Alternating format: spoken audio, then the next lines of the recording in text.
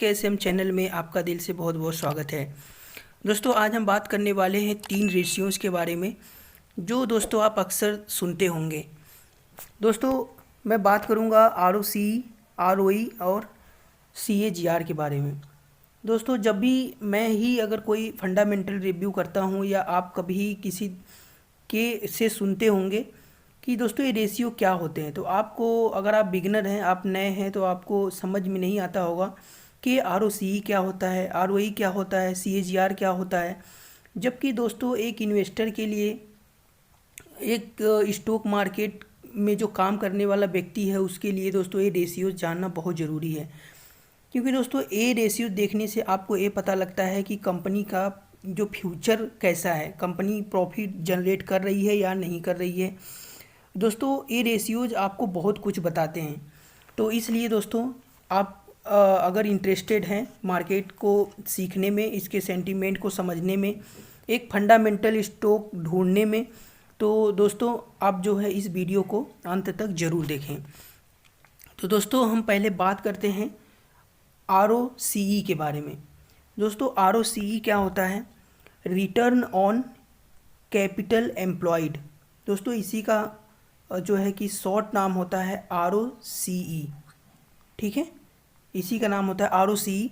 तो दोस्तों ROCE क्या होता है कि जो कंपनी के टोटल वैल्यू है, मतलब कंपनी के पास जो टोटल पैसे हैं, मतलब उनके बिजनेस में जितना टोटल पैसा लगा हुआ है उस पे कंपनी कितना रिटर्न जनरेट कर रही है, दोस्तों वही होता है ROCE, ठीक है। तो दोस्तों इसमें कंपनी का रिजर्व आ जाता है, कंपनी की बोरोइंग आ जाती है, कंपनी के डेट कितने हैं, और दोस्तों सब जोड़कर कंपनी के पे निकाला जाता है कि सब जोड़ने के बाद मतलब कंपनी में जितना टोटल पैसा लगा हुआ है उस पर कंपनी कितना रिटर्न जनरेट कर रही है, कितनी प्रॉफिट बना रही है, ठीक है। तो दोस्तों ये रेशियो बहुत इंपॉर्टेंट होते हैं, ठीक है। तो दोस्तों कंपनी में लगाए हुए सभी पैसे पर कितना रिटर्न मिल रहा है वही होता है ROCE, ठीक है। दोस्तों यह रिटर्न जो होता है, यह अगर कंपनी कोई कर्ज ले रखी है तो दोस्तों उसका ब्याज भी भरना पड़ता है, तो उसका जो ब्याज भरती है, ठीक है, उससे यह रिटर्न ज़्यादा होना चाहिए। कौन सा रिटर्न? जो हमारा ROCE का रिटर्न है वो उनके डेट के जो ब्याज भरते हैं उससे अधिक होना चाहिए, तभी तो दोस्तों कंपनी प्रॉफिट में आएगी, वरना वो तो जो भी उसका प्रॉफिट का पैसा होगा वो तो उनको ब्याज भरने में ही चला जाएगा। तो दोस्तों अगर वो पैसा कम होगा, मतलब कि अगर कंपनी का ROCE कम है और कंपनी जो है कि कर्ज का इंटरेस्ट ज़्यादा पे कर रही है, तो दोस्तों कैसे सरवाइव करेगी? फिर उसको अपने रिजर्व या सरप्लस में से उस कर्ज का ब्याज चुकाना पड़ेगा। तो दोस्तों इसका सिंपल सा जो है कि फार्मूला होता है, इसको दोस्तों निकालना नहीं पड़ता है, हमें सब कुछ मिल जाता है, बस हमें देखना पड़ता है। लेकिन मैं आपको जानकारी के लिए बता देता हूँ दोस्तों, EBIT जो होता है, जो अर्निंग बिफोर इंटरेस्ट टैक्स जो होता है, उसमें अगर कैपिटल एम्प्लॉयड का डिवाइड कर दिया जाता है तो दोस्तों ROCE निकल के आ जाता है, ठीक है। तो इसको जो है कि आप देख सकते हैं, या मैं आपको यहाँ दिखा रहा हूँ, जो दोस्तों यहाँ पे आपको देखने को मिल रहा है, यहाँ देख सकते हैं आप, EBIT में अगर टोटल कैपिटल एम्प्लॉयड का दोस्तों आप जो है डिवाइड कर देंगे तो आपको ROCE मिल जाएगा, ठीक है। ये सब चीज़ें आपको बैलेंस शीट में देखने को मिल जाती है। तो चलिए अपने हम दूसरे रेशियो पे बात कर लेते हैं, हमारा दूसरा रेशियोज क्या है। तो दोस्तों हमारा जो अगला रेशियोज है वो है ROE, ठीक है। दोस्तों ROE क्या होता है? ROE का मतलब होता है रिटर्न ऑन इक्विटी। दोस्तों इससे ये पता चलता है कि कंपनी में जो इक्विटी है, मतलब जो शेयर होल्डर का पैसा है, उस पर कंपनी कितना रिटर्न जनरेट कर रही है।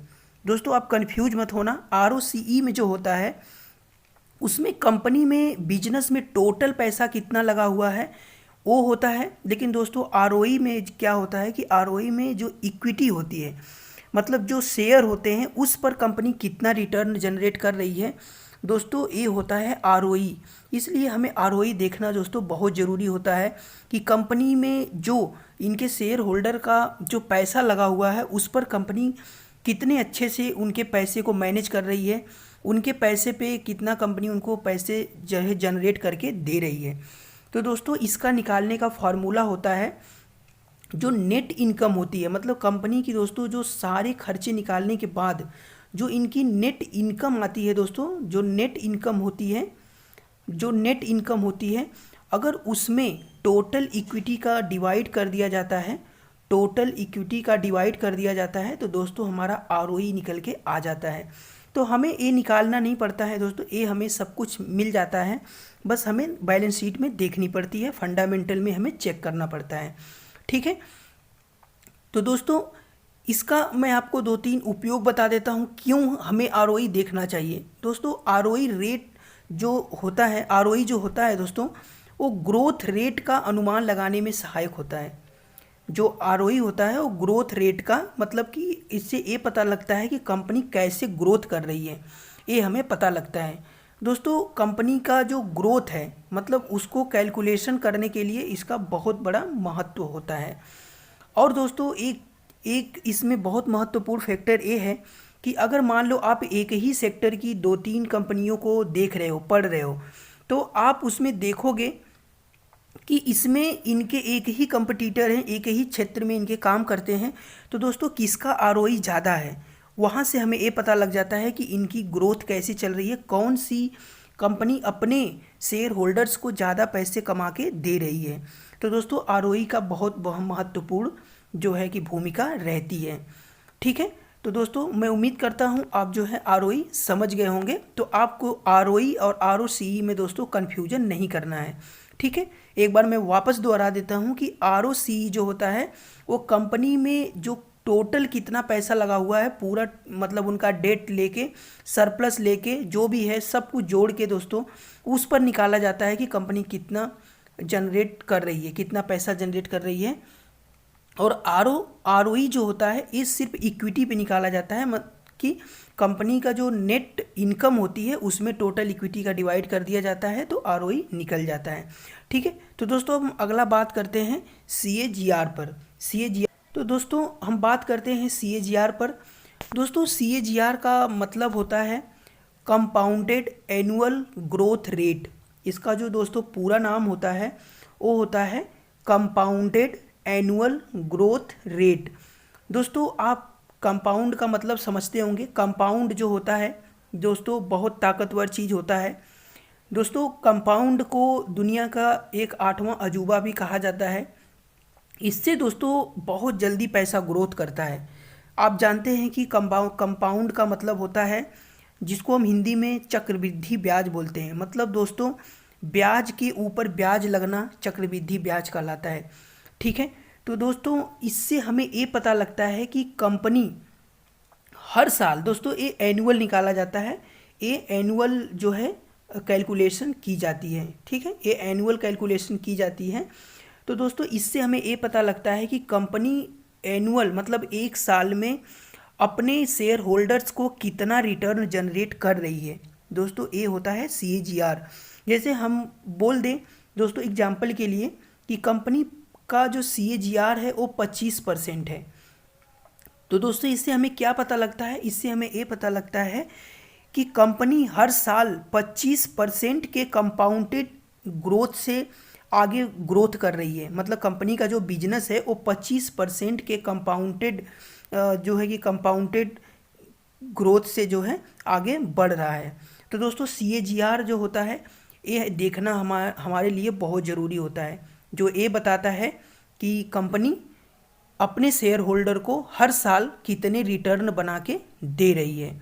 ठीक है, तो दोस्तों अगर आपको ये वीडियो वैल्यूएबल लगा हो, अगर आपको कुछ सीखने को मिला हो दोस्तों, तो इस जो है वीडियो को लाइक करके अपने दोस्तों के साथ शेयर कर देना।